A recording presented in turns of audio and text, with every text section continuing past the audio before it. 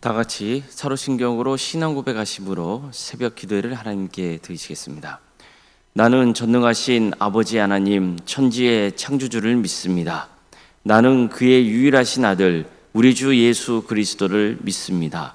그는 성령으로 잉태되어 동정녀 마리아에게서 나시고 본디오 빌라도에게 고난을 받아 십자가에 못 박혀 죽으시고 장사된 지 사흘 만에 죽은 자 가운데서 다시 살아나셨으며 하늘에 오르시어 전능하신 아버지 하나님 우편에 앉아 계시다가 거기로부터 살아있는 자와 죽은 자를 심판하러 오십니다.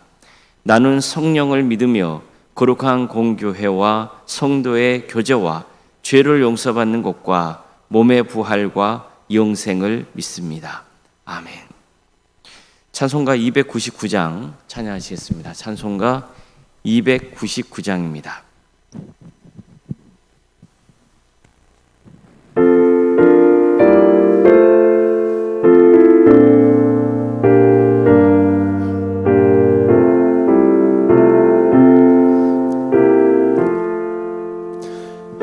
하나님 사랑은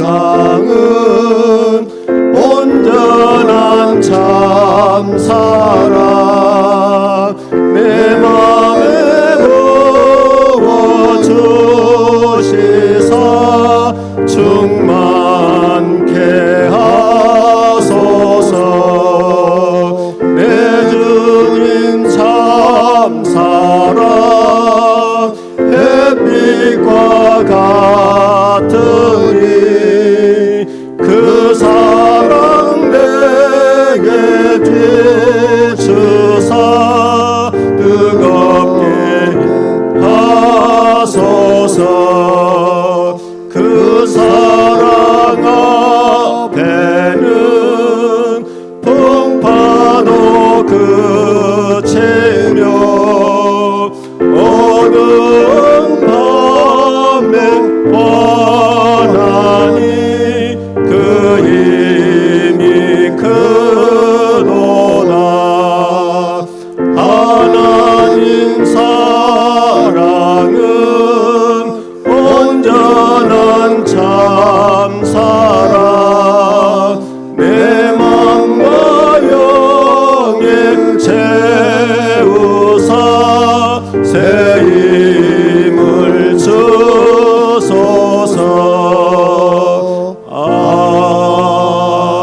아멘. 하나님의 말씀 함께 보겠습니다. 신명기 5장 6절에서 11절 말씀입니다. 신명기 5장 6절에서 11절 말씀입니다.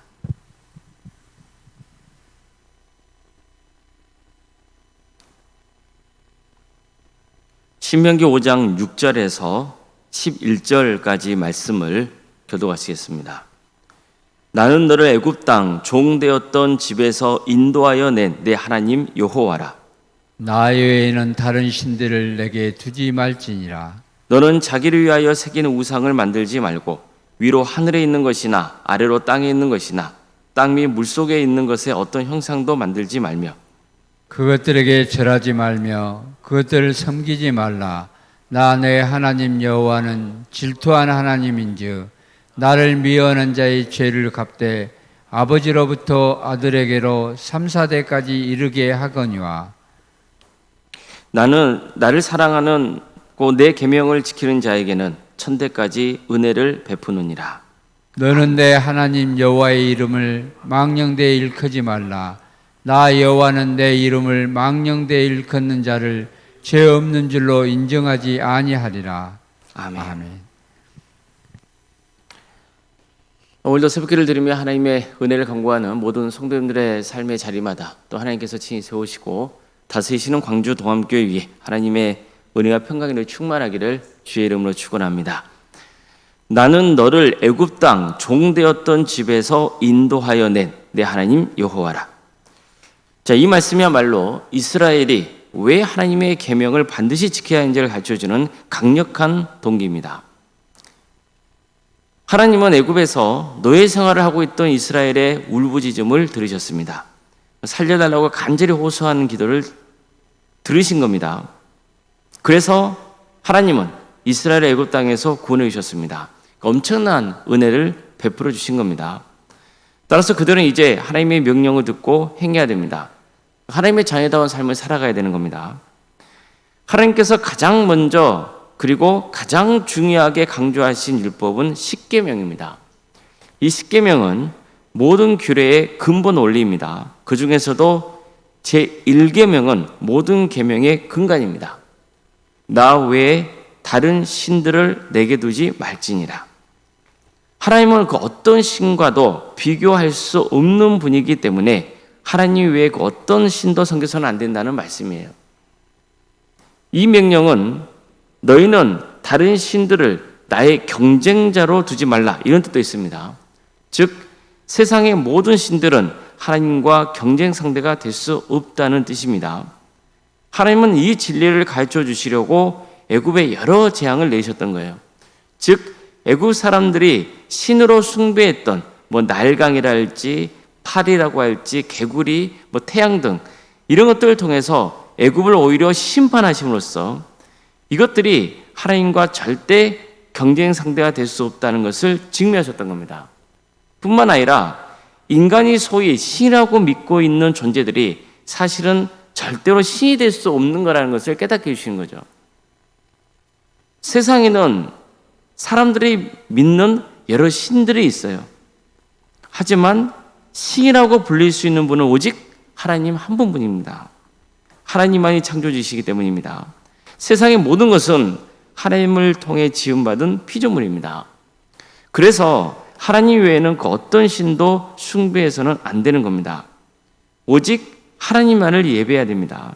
이처럼 우리가 예배를 드려야 할 대상은 오직 하나님 한 분뿐인 거예요. 다음으로 하나님은 제2계명을 선포하십니다. 너는 자기를 위하여 새긴 우상을 만들지 말고 위로 하늘에 있는 것이나 아래로 땅에 있는 것이나 땅 및 물속에 있는 것이나 어떤 형상도 만들지 말며 그것들에게 절하지 말며 그것들을 섬기지 말라.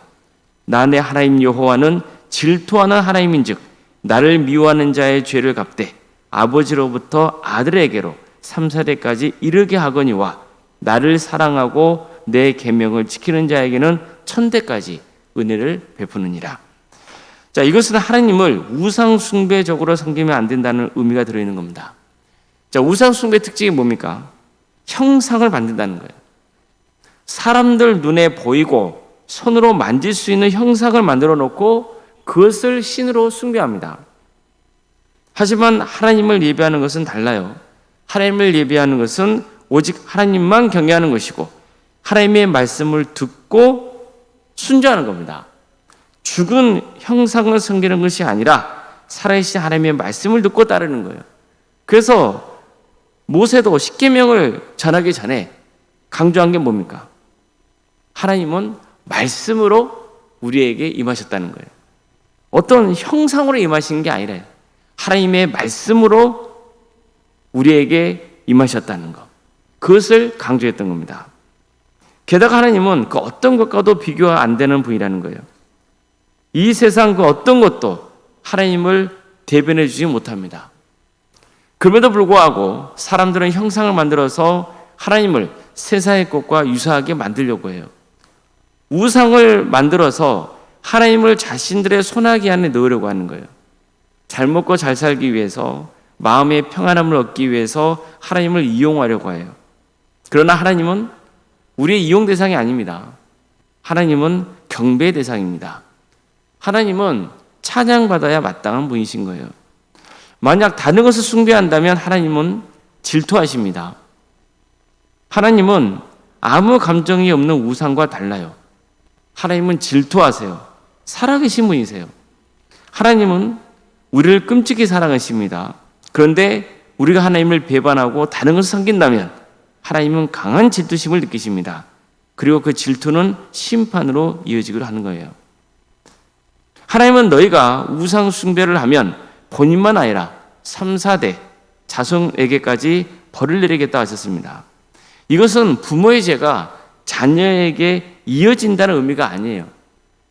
내가 죄 지은 부모의 자녀 밑에 태어났다고 해서 그 부모가 지은 죄를 나도 담당한다는 그런 의미가 아니란 말이에요. 당시 이스라엘 사회에서는 보통 3대 아니면 많으면 4대 이렇게 함께 대가족으로 살고 있었습니다. 따라서 이 말씀은 그 우상숭배의 영향력이 그 가정에 미친다는 거예요. 1대만 아니라 2대, 3대 이렇게 미친다는 거예요. 무슨 뜻이에요? 그 가문이, 그 대가족이 우상숭배를 함으로써 하나님의 심판 아래 놓인다는 뜻이에요. 그렇지만 보세요. 하나님은 사랑이세요. 그래서 그 심판조차 영원하지 않다는 거예요. 하나님을 사랑하고 그분의 계명을 지키는 자에게는 천대까지 은혜를 베푸신다고 약속하세요. 이게 하나님의 사랑입니다.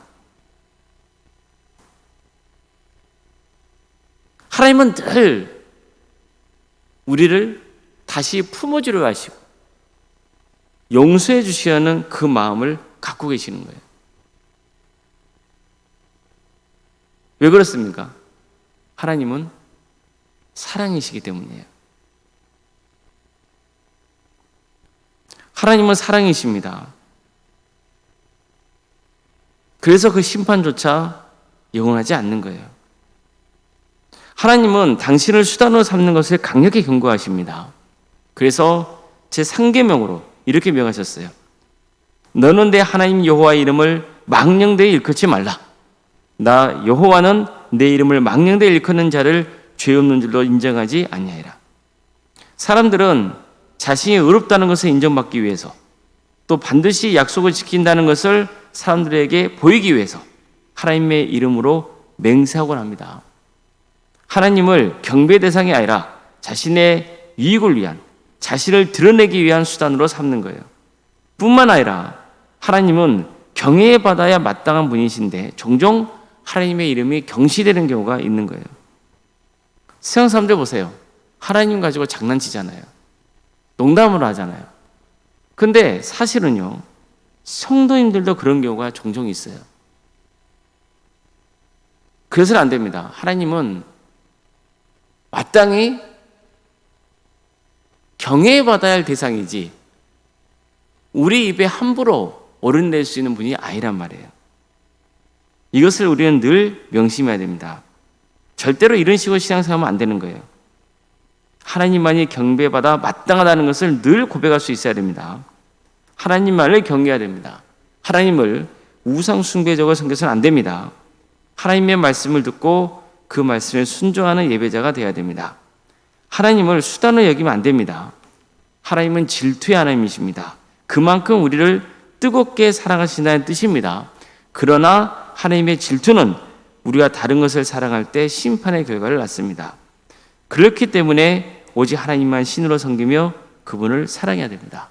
그래서 정말 하나님의 뜻을 이루어드리는 삶의 길을 가야 되는 거예요. 정말 천만다행스러운 게 뭡니까? 하나님은 사랑이시라는 거. 이것은 천만다행스러운 일입니다. 그래서 우리에게 소망이 있는 거죠. 우리가 하나님을 사랑하고 그분의 말씀을 지킨다면 하나님은 천대까지 사랑을 베푸신다고 약속하셨습니다. 이게 얼마나 감사한 일입니까? 따라서 우리는 하나님을 사랑해야 됩니다. 하나님만 경외하며 그분의 말씀에 순종해야 됩니다. 그래서 늘 하나님의 축복 속에 거하기를 주의 이름으로 축원합니다. 기도하시겠습니다. 사랑의 하나님, 오늘도 우리에게 귀한 하루를 허락해 주시고 또 하나님 은혜 속에 살아갈 수 있도록 인도해 주셔서 감사드립니다. 특별히 오늘 주일을 맞아 우리 성도들 한자리에 모여서 하나님을 예배할 수 있도록 인도해 주셔서 감사드립니다. 우리 교회가, 우리 각각의 성도들이 오직 하나님만을 경외하고 주임을 높이는 역사가 있게 하여 주시옵소서. 하나님을 경외하는 기쁨이 우리 성도들의 심령 가운데 있게 하여 주시고 늘 주의 말씀을 듣고 그 말씀을 사모하며 그 말씀대로 살아가는 기쁨이 우리 성도들의 삶 가운데 차고 넘치게 하여 주시옵소서. 그래서 정말 주님께 영광 올려드리고 주님의 은혜를 충만하게 입는 그런 삶의 길을 갈 수 있도록 주께서 늘 인도하여 주시옵소서. 우리는 늘 연약하고 부족하오니 성령님께서 우리와 함께하여 주셔서 하나님의 뜻을 깨닫게 하여 주시고 늘 믿음 안에서 주의 일에 힘쓸 수 있는 그런 인생을 살아갈 수 있도록 우리를 붙들어 주시고 선한 길로 인도하여 주시옵소서. 우리 성도들의 가정을 주님께서 긍휼히 여겨 주셔서 유체인 질병으로 고통당하는 성도들 그들에게 은혜를 베풀어 주시고 치유와 회복의 역사를 허락하여 주시옵소서.